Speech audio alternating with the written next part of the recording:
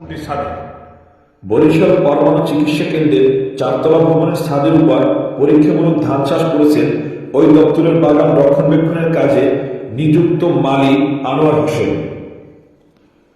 প্রথমবার ভবনের ছাদে আধুনিক পদ্ধতিতে সুগন্ধি কালিজিরা চাষ করে ভালো ফলন পেয়েছেন।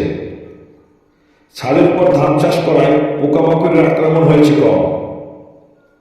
প্লাস্টিকের 5 লিটারের পানির বোতল কেটে টব বানিয়ে তার মধ্যে মাটি ভরে আগস্ট মাসের শেষের দিকে ধানের চারা রোপণ করেন।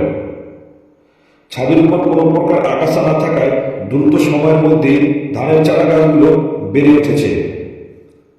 ছাদের উপরের পানির ট্যাঙ্কি থেকেই প্রয়োজনীয় পানি ও সার ব্যবহার করে 4 মাসের মধ্যেই তা ছাদের উপরের ধান পাকতে শুরু করেছে।